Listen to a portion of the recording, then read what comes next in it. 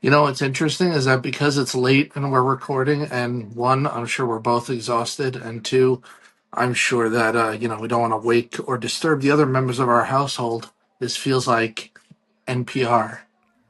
We're going to have to be very subdued on this episode. Tonight, listen to the soothing tones of the X-Men universe, Marvel, and how trauma has embraced us all. Coming up soon. Right now, here's John Jazz with his rendition of Demon Bear. Thanks for listening. If you did have a superpower, which would you rather have? Super speed, shape-shifting abilities, or sit through this movie one more time? You know, I thought that this was going to be a serious question and a serious conversation, and you're a huge letdown as a person. So Just one of the many services I provide. say less, do less, be less. Let's get started. Start the episode.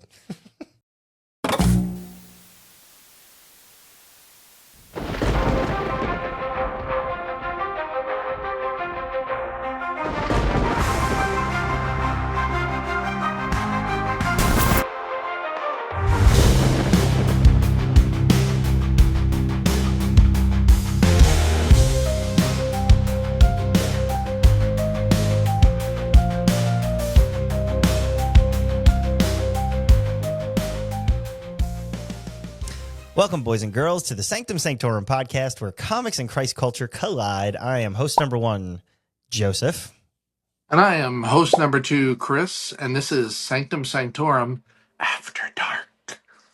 After hours, where members of our family have long gone to bed and we can't wake them up. Yes. Well, we could wake them up, but it's not for this. Well, we could wake them up, but I feel like they'd get super mad if they got up because it's like, are you arguing with your boyfriend again That's perfect. about stupid superhero movies? Yes, that we do agree on, which there's not going to be much that we agree on with this episode, but this one, whew, I'm glad you got it out of the way. It's sure stupid. You're stupid. Let's Yep. listen. You have no words. I have things to say. I have a lot of things to say in defense of this movie. I'd like some of the things that you have to say to be about this comic culture moment that I have. Well, I have had no preparation, so I'm excited for you to just. That's true. I didn't tell you what this was. Yeah, hit me with it cold. So as I'm watching this movie is the equivalent of showing up to a Halloween party on November 2nd. It's too late, and it's not really that scary. But the concept, I thought, was pretty cool. It was trying to be edgy. It was trying to push the boundary of the comic book genre into new territory. And so here's my question. Should comic book movies stretch into other genres, or is the superhero genre limited unto itself? Do you have thoughts first, or do you want my thoughts first? I do have thoughts. Would you like them? What? Okay, to be fair, that's what I just asked you. Is do you want my thoughts, or do you have yours own? You're getting a very different Joey after 9. I see that. It's see that. less coherent. Yes. So here's my thought on it. I like the idea of being able to stretch into different genres, and I think there are some areas where it really works. I think for the horror genre, Brightburn, flawless execution into the horror genre for superheroes. Very different story, but it's got enough of the beats to say this is a horror, but this is a superhero movie. Mm-hmm. I think Winter Soldier, that's a thriller. Definitely the first time the MCU did that, and I felt like they did it very well. The Dark Knight, gritty action. Ant-Man and Guardians, first time full-on comedies. And I thought like they stuck the landing. All of those bent the genre of the superhero movie.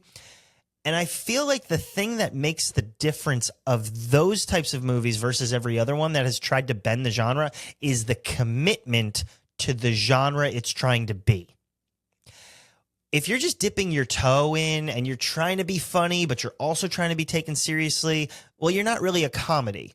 Like Guardians has some serious moments, but it is like I don't think of Guardians any other way than slapstick comedy.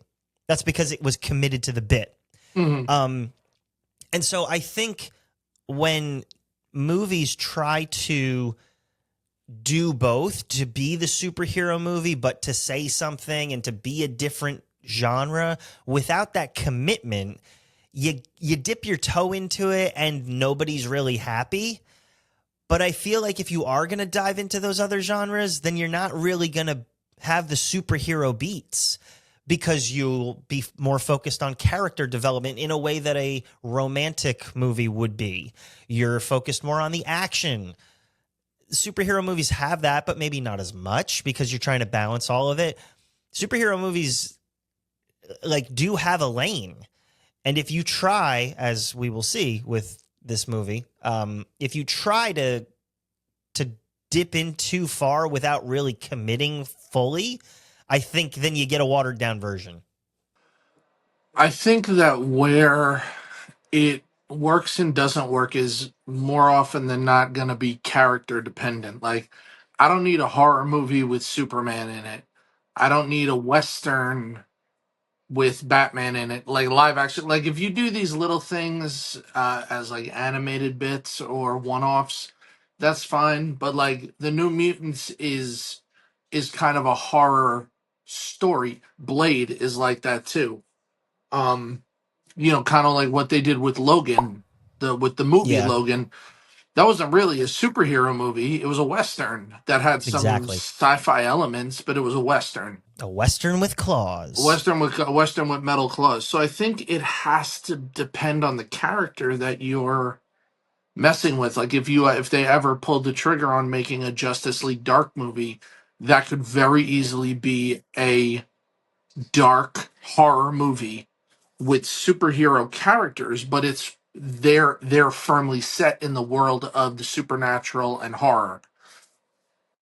I think that superhero movies, like you said, are their own lane, but I do think that certain characters can cross over. But I think to be successful, you need to take the characters that already kind of live in those worlds of horror or the world of romance, or even there's a great comic that centers on Lois Lane exposing a this criminal organization that kind of is the head of every other criminal organization we'd known in DC Comics, called Leviathan. And it's very Hmm. much like a reporter goes rogue kind of like political thriller. Now that would be a character that we're familiar with, but doing a very different. And again, you could mention Superman, Batman, the Justice League, whatever, but it would be a very Lois Lane and reporter, going undercover kind of story. I think you could do that, but I wouldn't want that with Clark Kent doing that. Like, if you're gonna have Clark Kent, I want a Superman movie. You know what I mean? So I think it kind of depends on the character that you're choosing to use, because again, would you want Spider-Man in a horror movie? Would you want a Green Lantern, you know romantic comedy? No, generally you want them in the superhero movies, storylines that we're kind of familiar with. So I think that it can work depending on who you choose to put in it. Yep, I'm with you. But that being said, I wouldn't mind a break from the standard superhero movie beats and getting more stuff that's a little outside of the standard genre, and delving into some of these more some other genres that could make the whole genre of comic book movie feel fresh. Yeah, and I think that's sort of the trick. One, we're dealing with superhero fatigue right now. We get it. We understand the beats, and it's like, okay, how are you going to wow us? There's not too much more you can really do unless you're going to be faithful to certain storylines. Mm-hmm. And I feel like as this genre continues, they will have to branch out into these other mediums of storytelling in genre form. But you're right. It's like if you throw Wolverine in a cowboy hat, nobody's really going to care. So you might even have to do this well, which I think it could be done well. You sort of have to start over with new, different characters, which I'll give the devil its due. The movie that we're touching on, I think, went after some really cool things in some cool ways, and they did it with unknown characters, but that's a double-edged sword, which we'll get to. Right, I agree, but I think that the problem you could run into not using brand new characters or unfamiliar characters is that what works with a book, there's a great book called Criminal Sanity, which is about Harley Quinn and her early days as a doctor at Arkham. Great read. Probably wouldn't work as a movie. You know what I mean? There's a great comic called Identity Crisis, which essentially is a murder mystery, but it includes Batman, Zatanna, Dr. Light, the Elongated Man, the Atom, characters that some are familiar, some are less familiar, some you've never even heard of, but the story is really good. It's a great detective murder mystery set in the world of superhero-ness. But I don't think that it would translate to a movie cold, which is kind of what they tried to do with New Mutants. They tried to do this thing cold, and I think that that's part of the reason that it wasn't successful critically, is that I appreciate the ambition that they took, but I think that it, kind of scared off people from trying to do this again, which is unfortunate because I think that it was a big swing, and I think that more swings like it need to be taken, but you need to have the right characters, and I think that the superhero and comic book fan and the public need to be open to it, which I don't know that they really are, which is unfortunate because I think you could do some really cool things if you just pulled the trigger on it, Audience, are you open to it? Write us at P.O. Box 1300 for all your Sanctum needs, and tell us if you'd be open to genre-bending superhero movies. On Light FM, the Sanctum Pod. And honestly, if you're not into them, tell us why. Why do you think they should only be your standard, 3-act standard superhero beat, if that's what you think? Also, if you're not subscribed on this podcast, like and hit that notification bell so you stay up to date on all our amazing reels. All of them. And even the ones that are not so amazing. I mean, they're all amazing. Whether or not people see them, that's different. But whether or not they see them at all or see them as amazing. Yes. Yes. All of the above. I have a plot synopsis for said movie. Yes. That we shall cover. Let's do it. And we're gonna cue the horror music. I love it. Oh, it's on. All right, go ahead. Now go with your plot synopsis now. Here's a plot synopsis. Once upon a time, in the dying gasps of Fox X-Men's franchises, somebody said, hey, what if the Breakfast Club had superpowers, but also like a giant demon bear? And we make it spooky, but not too spooky, because this is technically still a teen superhero stuff movie, and we don't want to scare away the 13-year-olds who are watching Stranger Things. Meet the Mutants. Danny Moonstar, who's locked into a discount Hot Topic rehab facility. Rain, who turns into a wolf. Ileana, Deadpool's goth niece. Sam, the human cannonball. And Roberto, the human torch, but make it sad. Together, they do what all traumatized mutants do. Sit around, swap badly written backstories, and participate in the world's least fun group therapy session. Led by Dr. Reyes, a woman whose mutant power is suspensefully holding a clipboard. As their worst nightmares come to life, including the Demon Bear, which sounds like a metal band, but is more like a sedated Paddington, watch as Disney gives us the equivalent of finding a leftover McNugget under your car seat. You're not mad, you're just confused why it's there and why it smells weird. The New Mutants. Proof that sometimes the real horror is the movie itself. Dun, dun, dun. That was actually pretty good. As much hate as you poured on it, that was pretty good. And like we said, we are covering The New Mutants, and it stars Maisie Williams, Anya Taylor-Joy, Blue Hunt, Charlie Heaton, Alice Braga, and Adam Beach, and was directed by Josh Boone. And little fun fact, some of these actors I'm sure you know from other things, like Charlie Heaton from Stranger Things and Maisie Williams from Game of Thrones. But do you know what other comic book movie that Adam Beach is in? Nope. It's your other big favorite. Suicide Squad? Yes, he is Slipknot in Suicide Squad. Yes. Okay, so, well, no, we can't get into the bad yet. All right. Let's talk about good things. But he's one of those actors that I always enjoy when he pops up and stuff. Where it's like, oh, he's good. They should give him more stuff. You're in that thing that I know.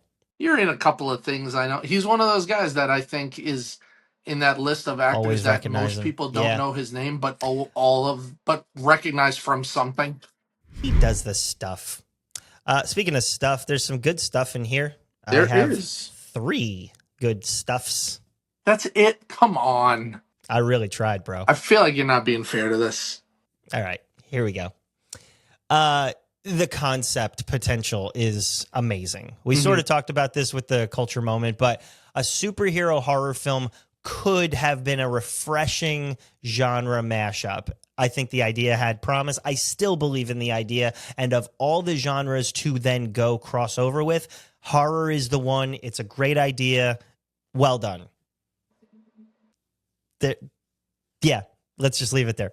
Maisie Williams, arguably the most emotionally grounded performance in the entire film. She is trying her best, given what she was given. God bless her, but she is the standout to me.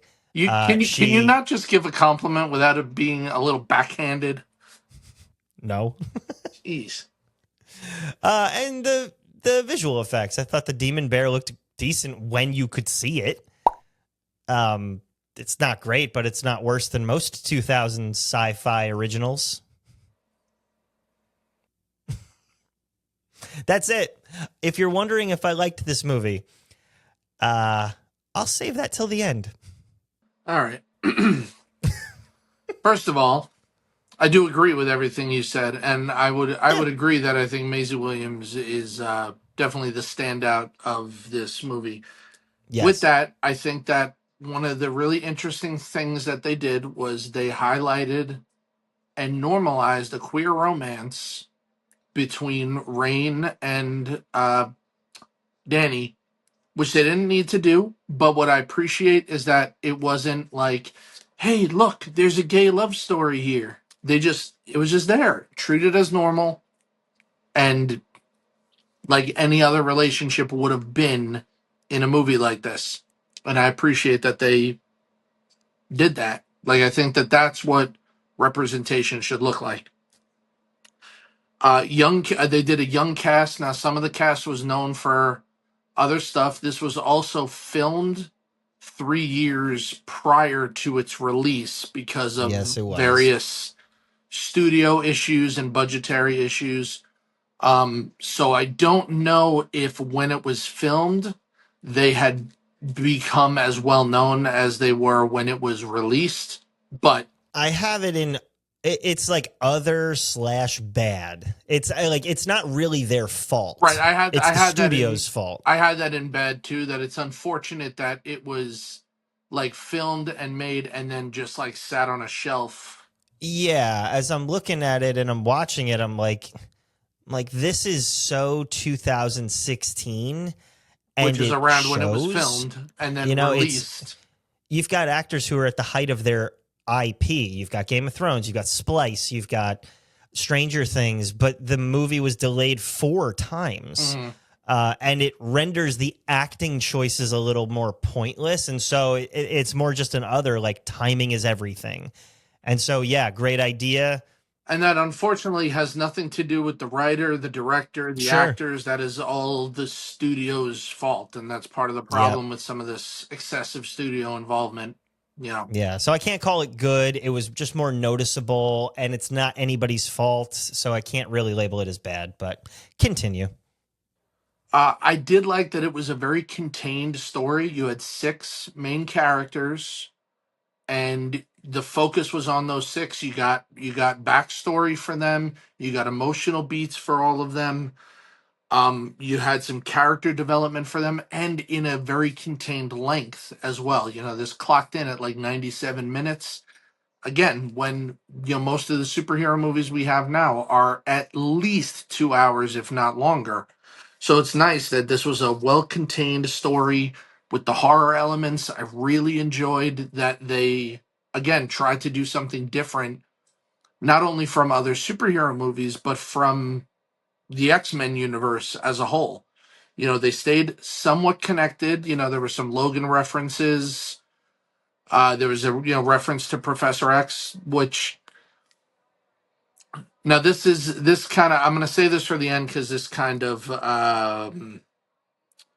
what do you call it? This kind of bridges my good and bad because it's something that I like that they did, but it's happened before and they never finished it. So I'm going to save that bit for the end. This was a very small and intimate movie. Like you just focused on these guys. They weren't saving the world. You know what I mean? They weren't trying to Yeah, they were stop. saving They were themselves. saving. They were saving themselves. They were saving this. This whole idea of found family, and they came to care about each other. They came to rely on one another. And one of the things that I think that it addresses is the idea of trauma. And I think that them coming together, addressing this trauma that each of them felt guilt over. It wasn't just things that happened to them, it was things that they were the causation of in a lot of ways. And they needed to kind of like confront their own demons and did that with each other in order to defeat them. And I thought that that was a really great thing and something you could really only do in something that was as contained as this. You wouldn't be able to do that in any of the other X-Men movies, in any of the other Marvel and DC movies that are multi-character based like this, where it's a team. I don't think is going to get done as well or has been done as well. I would argue with that, but okay. I mean, you can. Do you want to argue now about it? I mean, Infinity War, it's not fair, right? If you're talking just ensemble ability to balance characters, yes, it has been done. It's been done better than this. But what's not fair about the comparison is that you've got 10 years of storytelling, you've got 7 other movies, blah blah blah. This is a one-off. Right. Well, what I'm saying is that the idea, what makes it, I don't even want to say better. What makes it different is for, or what makes it better at dealing with this specific issue, is that it's characters that I don't have a history with, but I learned to understand and emote with based on the things that they're going through. And unfortunately, most of the other X-Men movies, Marvel movies as a whole are too big. Everything is about saving the world. Everything is about stopping this giant entity, this giant monster. For them, it was everything was in this one hospital. Most of their demons that they had to fight were internal that then, manifested into reality. So I think that it's not really a fair comparison, but it does that better. It does that specific thing better than some of those other movies because it was so small and intimate. Right. What it's doing, it does well. And when you look around, no other movie had done that Right. before. Whether or not it needed to be done is a different conversation, but the apples and oranges of it all is just it's totally It different. is. I Now I know you said that you found some of the elements that weren't really scary. Now look, it as a huge horror fan, there's not a lot that I watch and find like, wow, that was scary. Disturbing, yes. Unsettling, maybe, but not scary. Now, I thought that the Smiling Men, Ilyana's thing, they were freaky looking, and you're lying if you tell me they're not. Like, if you had a I don't know. if They you had a were. group of those guys chasing after you, don't even tell me that wouldn't freak you out a little bit. The problem I'll wait. And again, them all kind of coming together and fighting the Smiling Men, fighting the Demon Bear, all these kinds of things. I really enjoyed that whole ending sequence. And I guess the last thing I'll do, I like the inclusion of Essex Corporation. Now I can't remember exactly what other movie also referenced it. It might have been X-Men Origins Wolverine, but that is Another horror movie. that is a company that is run by Mr. Sinister, who is a major X-Men Yes. villain in the comics and the animated series. That again they've introduced in a couple of different movies, including this one, of him being kind of like this shadowy, uh, whatever you call it, kind of this, the guy in charge, the big bad. But Yep. the stories that they used never went far enough to actually introduce him, which I think is a loss because he's a great character, great villain. But I like that they included it. I just wish that there had been some either follow through in this, or it's a shame that it didn't produce more movies that could have gone further with it. So, Yeah.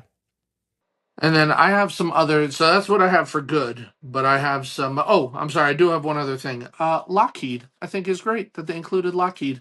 I like Lockheed. He's a cute little character. It's a nothing kind of thing, but I like that they put him Yeah. in there. That's that's how I felt. It was I nothing. mean, it wasn't like super integral to anything in the story or in the characters, but again, I like those little references Yeah. and additions where it's like, oh, you didn't have to put that in there, but you did that for me, and I like that. You did. All right, do you have any other? Because I have a couple of others. No, it was just the dating of it Hmm. all. Oh, well, actually, no, I've got a few. Um, I felt again, no fault of the movie, but it's not a movie. This is a TV show. What did he say? I felt like the medium of film did not benefit this. The way it played out would have benefited from a 4-part miniseries from a Marvel special. It didn't render a film to me. When I got to the end of it, I was like, yeah, that would have benefited from week after week coming back to the different horror elements and sort of being scared and building up. Whereas, like, 10 minutes in, I sort of called 98% of it. And again, this is a first time view for me. So I just felt like if you wanted people to connect to this with a little bit more affection, not knowing these characters, not understanding the genre bend that they were trying to pull, and then having to delay it, you should have just chopped it up into 3 really strong cuts. No, I could definitely see that. I think that it could have been a really cool mini series. I think it could have been kind of like Werewolf by Night, Yeah. maybe a two-parter, like really, really like solid it up. So I could definitely see how that Yeah. how it could have benefited from that. Definitely. Well, and the last other that I have, you had as a good thing. I felt like the romance was shoehorned in. Now, I don't have it as bad because I don't understand that difficulty with same-sex attraction and representation in our films. I just don't. So, when I see a guy kissing a girl, it's just normalized for me, and it represents the relationship that I have. So I want to be careful how I say that. It's not bad because of the difference that it is for me. I just felt like it could have been more beautiful if it were written better, but I felt like it was rushed in there. And it was sort of like it was only a thing because the camera hesitated on these two characters. It was like, oh, you want me to figure out that these two have a connection, but not because you're going to do anything more. Now, you took that as, yeah, we just normalized it. That's fine. The way I took it was like, you want to say something without saying something, and you want to check off the box. But to me, if you're going to do that, it deserves respect. And I felt like it wasn't there. See, that's where I feel like it's different, because I think that if it was a a straight couple, if they had done something between Charlie Heaton's character and Anya Taylor-Joy's character, which they kind of like were Yeah. hinting at a little bit, Sort of. if they had Again, done didn't something with commit. that and treated it the same, I would have felt the same about it. And I think that that's the point. It was just there and normal. If this wasn't meant to be a romance movie, you weren't meant to really be like Right. rooting for or rooting against this romance or these characters getting together or what their connection was in that. Right. This wasn't Love Actually, and that's totally Exactly. fine. So that's why I think it was something that was special because of its insignificance. If that makes Fair enough. sense. I can see that. I can see it. Is that it for you? That's my only others. All right, a couple of other things. One is just more of an interesting thing. The only other movie that Josh Boone is known for having directed is The Fault in Our Stars. So, yeah, maybe he should go back and make that sequel. Take that and do what you want with it. I love that there are two different scenes in this movie where they are just hanging out in the game room watching Buffy the Vampire Slayer. My God. Loved it. They're watching two great episodes too. They're watching The Body and they're watching The Gentleman. Those are two great episodes of my favorite show, and so I really appreciated the little reference in there, the little nod. The more we talk about this movie, the more it's clear that it was made for you and it was not made for me. Yeah. No, that's true. There's a connection to Logan, which I think is good. How they tried to connect because they weren't having any crossover characters from the rest of the X-Men universe. I think it was a good way to remind you that this does take place in that universe without you having to rely on the rest of the universe. You know what I mean? It's another, like, yes, this is exactly where it should be. Because to me, it was like, look, I'm going to spend all my emotional energy trying to connect to these characters because I have no connection. The second you throw Logan in there or Professor X, I'm like, oh, the better versions of what you're trying to do. See, I disagree, and I think that's what sets this a little more apart, is that it lets you know that it's connected without you having, and we've talked about this before, without you having to rely on years and years of canon in order to understand this movie. I think that that's what made Guardians something different and special. Is it connected to that world, and do you see them interact later on? Yes, but can you watch Guardians without seeing anything else and enjoy it? Absolutely. Yes, so I but think Guardians that's was fun. But I think this that's is a therapy session. But this falls into the same idea that you can watch this knowing it's part of a larger universe without having to rely on that universe to understand it. And knowing that it'll never show up again. They didn't get a chance to. They didn't get a chance because that's another thing, is that this was the last movie that Fox released in the X-Men universe before they were taken over. So this was the last Fox X-Men movie. Nothing like ending on a good note. I hate you. And also, if you enjoyed Anya Taylor-Joy's character, Ileana, also known as Magic, which is her code name, there's a great solo book that just came out that kind of follows her adventures within the Dark Dimension and finding her place within the X-Men team. It's very good. So go check that out. If you liked her performance in this movie, you'll really like her in Dune 2, where she says nothing. Do not besmirch her. Listen. You want to... I love Dune. No, do not besmirch Anya Taylor-Joy. She is a great actor. Do not do that. But we got a word from our sponsor. We do. I think. We do have a word from our sponsor. Right? Yeah, I have it. They paid I they have paid it. us. They paid us. They paid us to say these things. Yes, they paid us. All right, we'll be back in a minute. No one likes to see their pet get sick or suffer, but when it happens, you bring them right to the vet.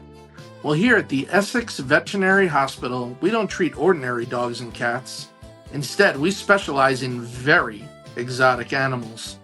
At Essex, we're here for all your magical creature needs. Whether you have manifested demon bears, dragons that double as hand puppets, or your garden variety werewolves, our staff of trained care professionals will give your pets the care they need to love, cuddle, keep secrets, and wreak havoc. Most pet insurances are not accepted, and Essex Veterinary Hospital is not responsible for death or dismemberment due to poor training in magical creatures. Book your appointment now. We'll see you soon. It's good. Thank you. I give it a Nicholson. All right, I'll take that. It's good. It's good. Yeah, it wasn't my Unlike this best film. work, but it kind of came to me. It was there. I was thinking, like, what can I do? Like, what do the characters have in common? Because it's such a bottle movie. It all takes place in one It place. is. It was hard to like find a thing. And I was like, wait, there's a lot of animal stuff in this. Okay, we could work with that. This also could have doubled as a Broadway play since the setting is all the same. That's true. It's like a stage. That's true. Anyway, you're going to go first because what do you got? I actually have. Two I have. things? I have a decent amount of bad. I think. Ooh, I'm intrigued now. Some of it isn't the fault of the movie, though. So I'll say that. Don't give it a pass. If it's gonna be bad, it's gotta No, be it's bad. bad things, but it's not. Some of it is the fault of the studio or the fault of what happened to Fox. So it's not necessarily bad about the movie. It's just why things happened the way they did. But I'll go first. You That's first. fine. So, because we brought that up, it never really had a chance to develop these characters. Like, yes, you could have No. done it within the movie to a degree, but I think to really connect with them and understand them and see where they went, you needed to see where they went. And because we only got one movie where at the end they walked away from the school having defeated one bad guy, you never got to see the further development. And this was in an era where we were used to seeing all these connected universes, these characters develop from movie to movie.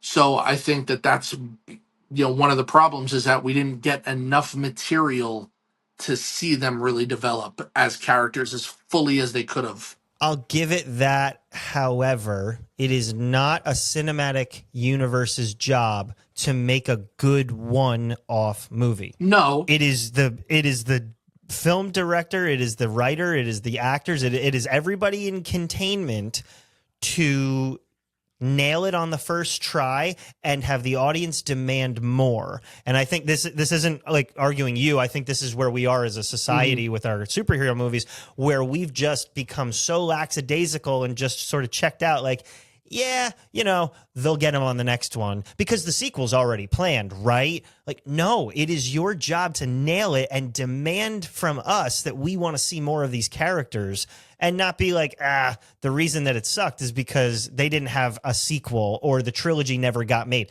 That's not that job. It's just maybe, not. but I don't think that onus can only be on the creative team because the studio may have said, save some stuff for the sequel because this is gonna be big time. We're connecting it to the X-Men universe. This is gonna be big time. We're doing all these things. So they were like, okay, we're gonna give them enough to get a taste, but they're gonna clamor for more. And then when it didn't, and they didn't give the creative team enough leeway to completely contain it, that's not necessarily their fault. No, and there's handcuffs when it comes to studio involvement. I understand that. But I think, to agree with you a bit, these characters are completely underdeveloped. Forget the reason. Whether it's studio involvement or it's just a bad movie, like the characters are not developed. There's cool powers, but there's zero depth. I disagree with that. I think the characters are developed really well for this movie, but you didn't get enough chance to really connect or fall in love with them because you didn't have more material with them. The problem is you've got, how long is it? 2 hours? Not even. It's an hour and a half. Yeah. How long do I need? How long, it's not like it was just one character, so I understand that, but it's an hour and a half with 6 people in one room. How long do I really need to decide if I care about these characters or not? I just didn't care. Well, so you had enough time to decide. Exactly, and I You had enough decided that time it to decide wasn't that you good. didn't care, but it was enough time for me to care about them. Yeah, but you're wrong. Oh, this must be how you feel all the time. Oh, I don't even care that people got eaten by a CGI demon bear. all right. Listen, that was an entire indigenous nation that got eaten by that demon bear. How dare you? Keep going. So a couple of logic questions here. How does Oh, I have Xavier so many of how those. does Xavier not know that this school exists? Like, if we've established now, again, this is a bigger X-Men problem, but if we've established, like we have in the past, that like Xavier and Magneto had been keeping track of Everyone. all these multiply powered mutants and high powered mutants, I think the 5 kids that we have pretty, like, powers that are pretty high up there and Significant would be powers. desired amongst their teams. Cerebro would have caught It's this one. yeah, it seems weird that Xavier or Magneto doesn't know about them.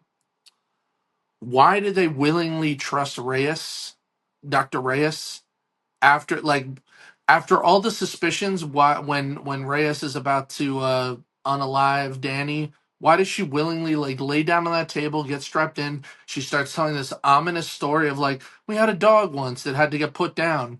Why is she not thinking to herself, wait a minute, I think I'm the dog in this scenario here. This is gonna end badly for me, isn't Because the it? plot needs them to. It's time to stop! Yeah, yeah. Um So here's where I will agree with you, that it didn't fully commit to being a horror movie or being a Yeah. superhero movie. There were Or elements of being a both. young adult angst one, or being a CW drama, or being the Breakfast Club, It or being had the Hot Topic Asylum. It's like, make up your mind. it had enough of both of those elements to where you could see what they were doing, but it didn't fully commit to either. And I think that was where one of the problems wound up being, is that it just, Just one? they couldn't pull Marvel is afraid of doing that. Yes, they are. They're Yes, afraid they of are. doing that with their TV shows. They're afraid of doing that with their movies. They can't fully commit to that because they don't want anybody to be alienated. Well, and they also defined the genre, right? Like, They define the genre of superhero movie, but they're afraid to step out of that comfort zone, which is why we're seeing what we see now. well, and even when they think they're breaking the mold, I actually just watched Thunderbolts the other day. I don't know if you've seen it. I have. I thought that was way better tackling this exact subject. Now, again, it's not fair because we at least knew who these characters were, but they did it with an authenticity and they spent time in the icky feeling. Whereas this was like, we want it to be something, but we don't want it to compromise on the thing that makes us money. But again, and I just felt that. But again, you're comparing apples and oranges, because not only do we have history with all of the characters in Thunderbolts, or most of them, the other thing is that these are grown adults facing their trauma. This is how teens would deal with their trauma. Oh, you want to get into this one? I'm just saying that there's a difference with that. Let me finish my bad, and then we can get into that stuff. Oh, because we're gonna. There's gonna be a whole timestamp with that one. Again, this was something that it wasn't its fault. We said it sat on the shelf for 3 years, and also when it came out, it was right in the mid. It was right when COVID started. There was almost no promotion for it, and I think that also hurt it, because it came out and people were like, "What was this? Oh, it's gone. Oh." It only highlighted the issue that the studio knew, which was this is not very good. And I think it was like, look, we either take the tax write-off or we just set it free. And COVID sort of provided the convenience of, okay, we've got content. We're not really happy with it, but you need something because everybody's home. So here you go. I mean, I don't 100% agree with that assessment, but the bones of what you said are correct. Yeah, like I'm not saying that out of trying to be snarky or anything. I think sometimes studios just know what they have and what they don't have, and you can tell by the promotion. This got delayed 4 times. This was I something think that they didn't really know. But I think that hurts it because sometimes the thing that they over promote, you've over promoted it. Now I'm going in expecting a lot, and you've let me down. So But at least by the time you you walk out, it's like, hey, that was decent. They knew that this was not even decent. I think that there's a sweet spot with promotion that they just don't always hit. It just isn't always and it depends on the project and what they see as making money, but also going down the line of their sequels and all that other stuff.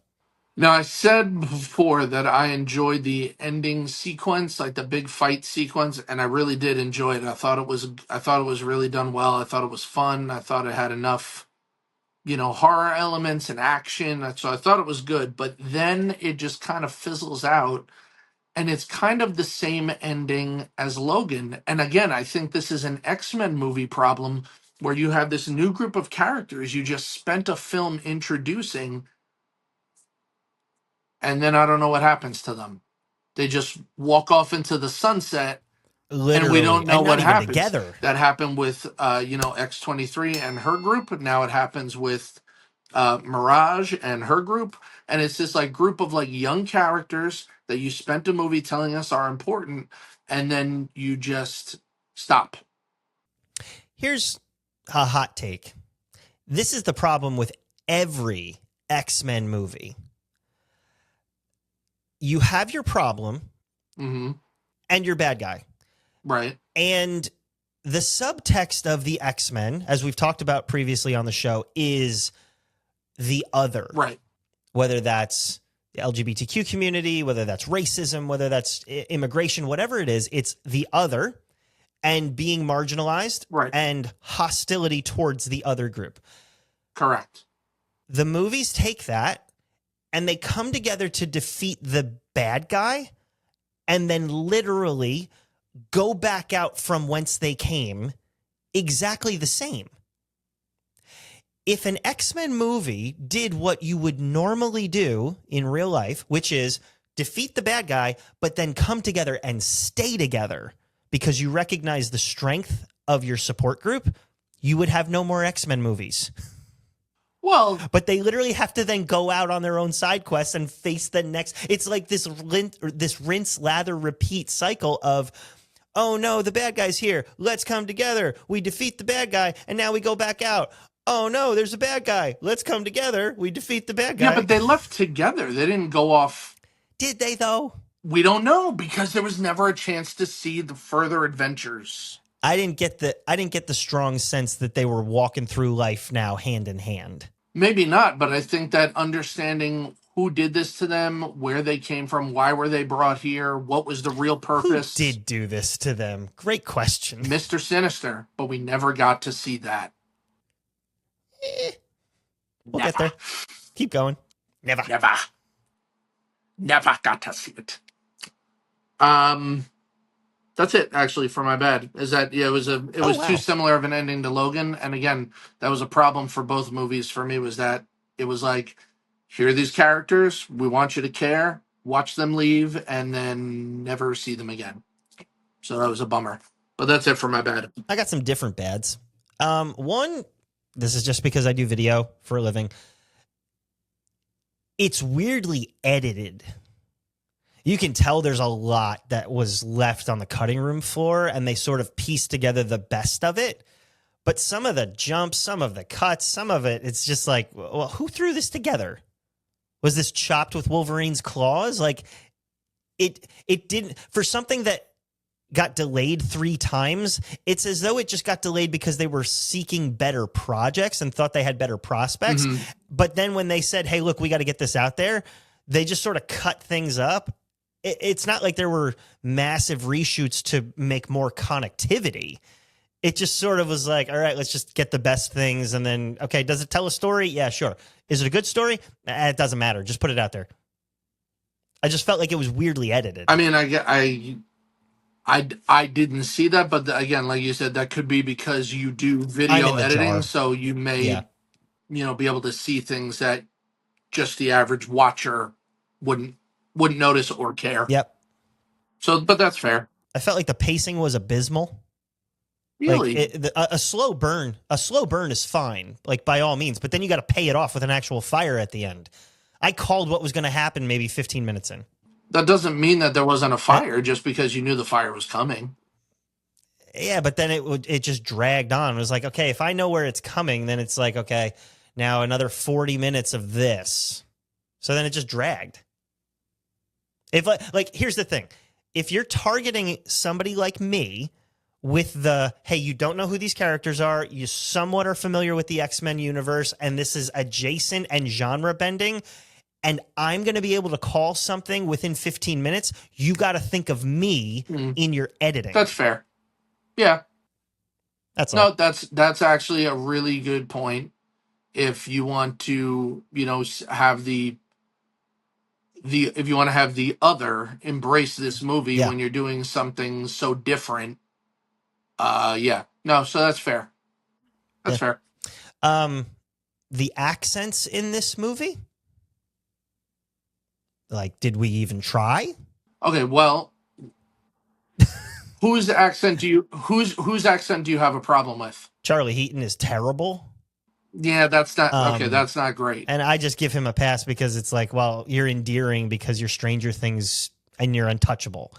But I actually had to look up everybody else, like where they're from, because I wasn't as familiar. And I'm like, now I hear it, or I don't hear it. Rather, I just felt like it was a little bit more noticeable. But that's just Well, nitpicking. Maisie Williams is Scottish, and she had a Scottish accent. Yeah, I said this already, they're not saving the world, they're saving themselves. And to me, that's not a superhero movie. It's one of the complaints whenever we get to it. It's one of the complaints I have with Thunderbolts. Like, it's good, but that's, to me, not a superhero movie. And I know this is going to sound incredibly insensitive, so you can cancel me right now. But superhero movies should not end with a giant kumbaya and still be called superhero movies. Again, it's like it was the budget, it was the superhero thing, it was the dip into the horror genre, it's the X-Men, it's all this stuff. And then it turned out, like, again, this should have been a TV show, because then you get the deep dive of the character development and their trauma. But again, it's not a superhero movie. It's a comic book movie, but it's not a superhero movie. Not every comic book is a superhero story. Like I said, that Lois Lane story, it's not a superhero comic. It's about characters that I'll have give you connection to that. that. It's a comic book story. It's not a superhero I'll story. give you that. Then this should have been the sequel, To what? because you got to anything. Like, you should have established that they sort of lured you in with the X-Men hook. But again, if you're familiar with the character, they again gave you enough teasers that, like, we know these kids are mutants. They referenced the fact that, like, who do you think they're training us for? Ooh, like, we know who he's referencing. And if you know who these characters are, you know that they all have connection to the X-Men and the Brotherhood and all that stuff. So what I didn't like was that it wasn't a superhero movie. And what you're saying is, yes, you're right, it's not a superhero movie. Right. It's what you didn't like Right. about it is not what it was. Yes. And Yeah. I'll own that. Yeah. Okay. I was making. It's late. I was making sure that made sense. It's all right. I wrote, there's no anchor beings. So this movie is a foreshadowing of Madam Web, Morbius, Craven. Like, the reason those Sony Spider-Man adjacent films don't work is because Spider-Man's not in them. You need Spider-Man to care about the B characters. You can't just start with them, and that's why every single one of those has not been great. This film doesn't work for me because you're missing, like, you're saying Professor X, but we don't see him. You're saying Logan, but he's not in the movie. So you got to add characters that we care about in the movie, not as just throwaway cameos, but as anchors into this world. And this movie didn't have any. Again, I think that that's a problem that could have been solved if there had been a future to them. If only we had more Firstly, time. secondly, I don't think that that's true because then again, then you're contradicting what we've talked about before, and you're going to be reliant on what came before to enjoy what's here now, and I don't think that's fair to the what's here now to not let it stand on its own merit. You know what I mean? I do, but If it's like I'm only gonna like this, or I'm only gonna give it a fair shake if I see a familiar face, that's not fair to the movie. Even though it takes place in the same universe, that's you're already going in with a bias.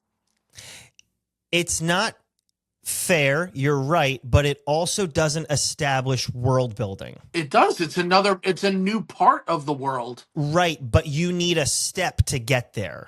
This is like Indiana Jones' Last Crusade, where he's stepping out and just hoping that the stairs are there, or hoping that the bridge is there. Like, they say enough mutant wording, and they drop enough of the names and the corporation and everything to hope that you can follow along. But if you were, again, it's not just B characters, it's a genre bend. So you need something, and it just wasn't enough of a tether to me. See, now I think the name drops were there for you so that you can be reminded if you don't know who these main characters that we're following are, you can realize that like, oh, okay, there will be payoff in the future because, clearly this is part of the world I'm already familiar with. I, however, already knew. If they don't get eaten by the demon bear. Well, yeah, of course, that's a big if, but that's something that we all have to contend with. Is whether or not demon. I'm just saying. I think it. that we disagree on that, but I get what we you're do, saying. but I think it's an unfair way to look at it. What also is unfair is the dialogue. It's terrible. Is it terrible? It's fine, but it's just terrible. Did they feed a chatbot teen slang from 2010 and call it a script? Like, it's awful. You're dramatic. You're I will say one thing I actually right. one thing I did overlook in my notes, and it is mildly connected to that, is you do have your standard archetypes of characters. Yes. In this, you have Sunspot, who's like the rich entitled kid. You have Magic, and she's like the sexy girl with problems. You You've have got the the shy new girl outcast, that you've you got the see. shy You have girl, the yeah. outcasts. Good old boy. So all That's that why it's stuff is in Breakfast there Club. too. Yeah, well, exactly. It is kind of the Breakfast Club of superpowers. I is. will own that and be okay with it. I felt like the real villain was boredom. You're the worst. Like I said, it's just not scary to me. And I think that's just a commitment. Scary is thing. relative.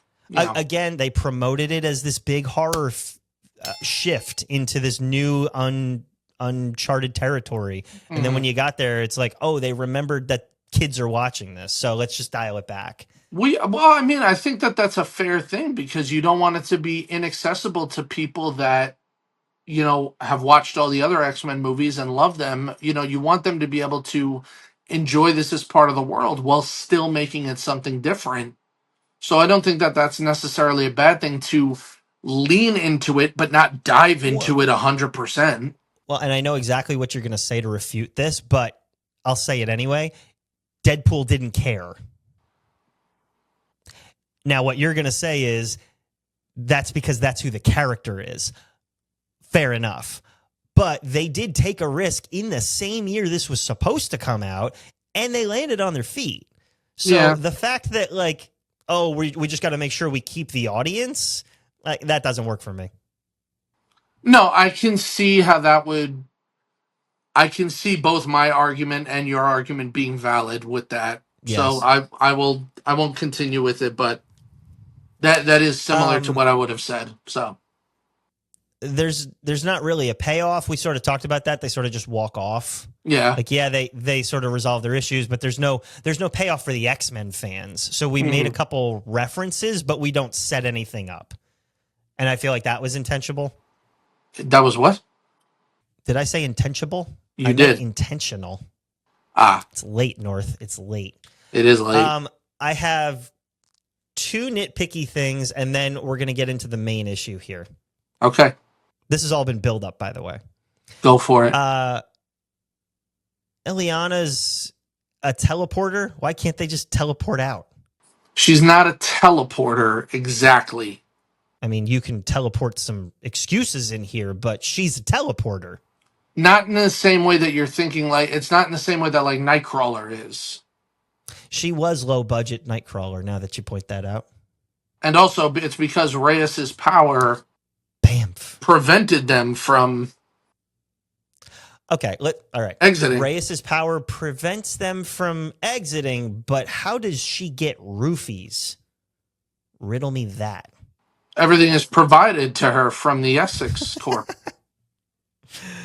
I have this, and I'm not really sure what it means. Maybe you can translate it for me. It says, "Hey, bear, stop. Stop it, bear. Please stop. Bear, stop. Please, heart, stop. Bear, please stop." What? That's my rendition of how they deal with the bear at the end. Hey, bear, please stop.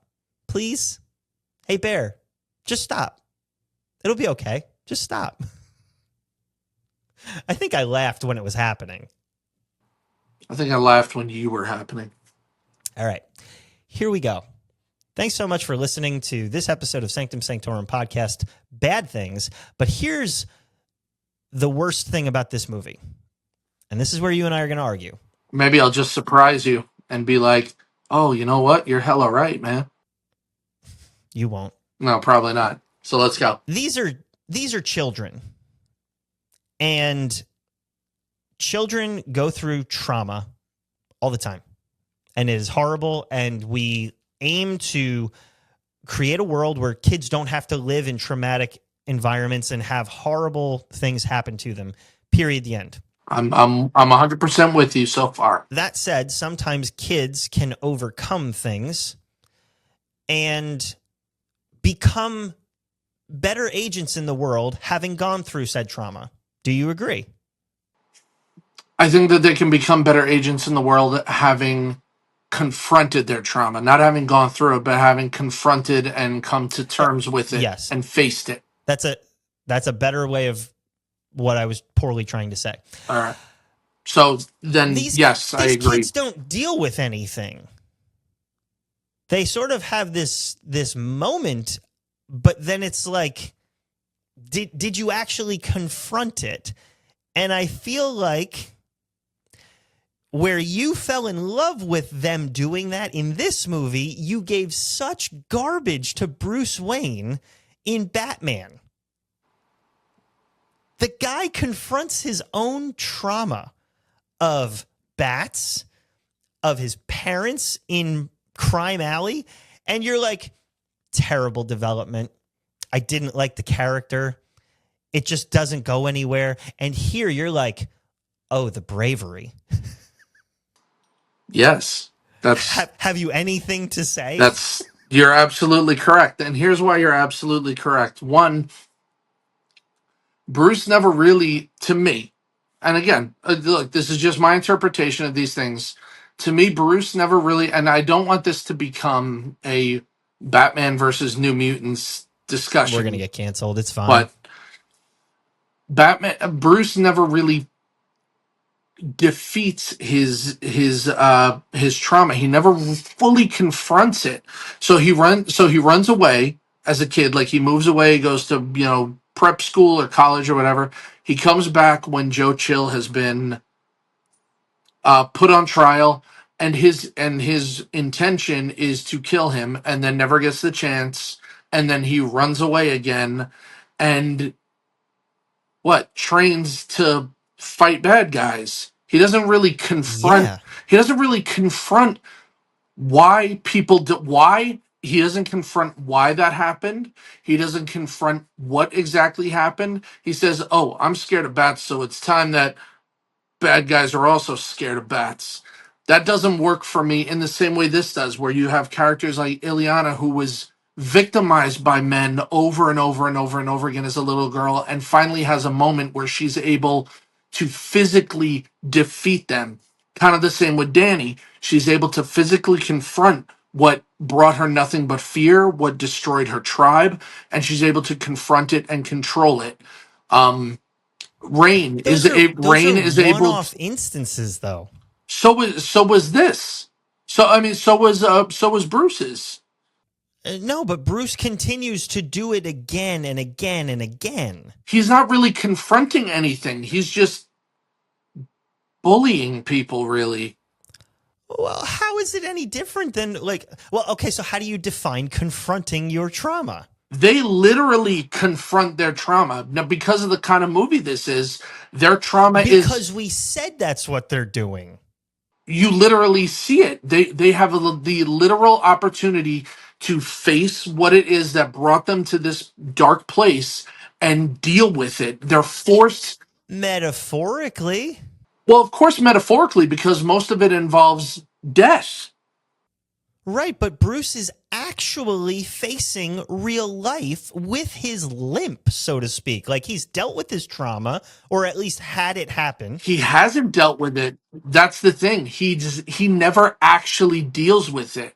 In that movie, he never actually deals with it. So you're saying if he deals with it, then he'll not become Batman? He never really confronts, whether right or wrong, he never kills Joe Chill. He never confronts him. He had an opportunity to stand up in court and have something to say, and he just walked off. So he never really confronted. I would say that's dealing with it. It's not. He never really confronted the source of his trauma, whereas the New Mutants did. According to you. I said this was my interpretation of it. I said at the beginning. I can't see how, if anything, I see him getting up and walking away as saying, no, I will not give in to the darkness because I'm better than that. But then he was about to give in to the darkness and somebody got to it first. And he didn't. He was about to. Somebody got there first. That's the only. But he didn't. That's the only thing that stopped him. And he even says, now I'll never get the chance. So I intended to. Somebody took the opportunity. I wish I still had the opportunity. He had the opportunity to confront it in the right way and in the healthy way. He decided not to. And then the way to confront it in the wrong way was taken from him, and he became an angry little person about it and went and ran off to Tibet in order to deal with his problems. And again, he comes back, doesn't really deal with his problems. He just beats people up till he feels better. But he doesn't confront the problem of why the thing that traumatized him happened in the first place, which is the problem that Gotham is built on. That's the cause. He never really. Which is That Gotham is built on corruption. Gotham is built on desperation and the poor and the frustrated and the angry. So then he becomes the thing that inspires hope and begins to turn the system around. You wouldn't call that dealing with it? No, not really. Not in the same way, because he never confronts the source of his trauma. These characters confront. What does confronting the source look like for you? Literally Like how? Literally confronting it the way that they're able to. I can never confront my trauma without superpowers the way that these characters are able to, because nobody has the power to manifest the people that hurt me or the things that hurt me or the whatevers that caused the problems, to appear in front of me so that I can face them. Batman, they had the opportunity to do that. Bruce never actually does that. He had the opportunity to do it twice. Once it was taken from him, fair enough. But the first time he had the opportunity to deal with it, and he chose to walk away, to walk down a darker path. I see this very differently. That's fine. I said this is just my interpretation. And again, look, all of our own experiences and our own traumas and all of that are going to inform how we, visualize these things and see them. But I'm just saying that that's how I saw them as different. And that's why I saw them as different. This actually connects to my spiritual content. Mine as well. I Did not like this movie. Shocker. But what I did like in it is that to heal, you need truth. In this movie, they can't defeat the monster, their own insecurities, all the past, the trauma, all of that. They can't deal with any of that because they need to face their own inner brokenness first. And that was just a beautiful reminder to me that true freedom comes when we bring our trauma, our brokenness, our frustration, all of the ways that we've been let down, when we bring that into the light. And the verse that came to mind is 1 John 1:7. But if we walk in the light as he is in the light, we have fellowship with one another, and the blood of Jesus, his son, cleanses us from all sin. That's talking about just how do we function? Do we function in darkness? Do we function in shadow? Do we function, in hiding? Or do we walk in the truth of who God is? Do we walk in the truth of who we are? Do others have access to us? Or is it a very shadowy, closed off, restricted environment? Now, the difficulty with saying that is like, it sounds like it's either one or the other. Well, the problem is the trauma and the brokenness lead us to more closed off ways of functioning because people have hurt us and we don't want to get hurt again. And so we don't put ourselves back out there. But the hope that I found in this verse and what I liked about the movie in just like the group therapy aspect was just like slowly peeling back the layers so that the light could come in. And I see that, I see that throughout my own life as I've done that with my relationship with God, as I've done that with relationship with mentors and other people, my spouse, my kids, my best friends. It's always been the best way this functions is by walking in truth. And so, it's just a really good reminder of like, look, if you can't get beyond something, if there's healing that needs to happen, all of it has to start with transparency. All of it has to start with walking in the light. That's really good, and actually eerily similar to what I have. Different words, different reference points, but actually pretty similar, although I have to say that the first thing I thought of when you don't gave say that it. verse. I know what you're going to say. I'll play it here. I want to be in the light. No, just as you are in didn't the have light. to do it. Want to shine like the stars. Let me nerd out for a in second. the heavens. Who wrote the song? Who wrote In the Light? Well, the disciple John. Good answer. I don't know. I mean, I assumed that, DC Talk wrote it. Did they not write it? They covered it. It's actually a Charlie Peacock song. Is it really? Yeah. And he actually does a way better job of it. They just made it famous. That was back when worship music was good. But since you brought us back to 1996, or I think it was 98, let's double check that. What year did Jesus Freak come out? Oh, now I'll have to go find the Charlie Peacock version of that. That'll be interesting to hear. I'll send it to you. 95. That's when Jesus Freak came out? Wow. What a throwback. Yeah. Dude, 95? I was like 10. Yeah, 30 years ago. Crazy. Anyway. Sorry, I was going to throw up in my mouth a little more. Oh, man, the more and more, like I see this video sometimes of these two guys that are like, here's a medley of songs that are turning 20 years old this year. They're turning 30 years old this year. And sometimes I'm like, oh, this will be interesting to hear. And the songs that they'll put in there are like, oh, no.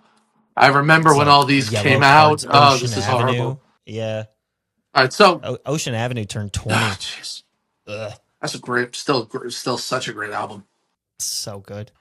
So for me, the spiritual theme that I kind of landed on was similar to what you said, but mine was more about facing your fears. So for a lot of them, the trauma that Danny kind of causes them to face are things that just stir up this fear, this feeling of helplessness, this feeling of fright that they just can't overcome and are forced to kind of deal with.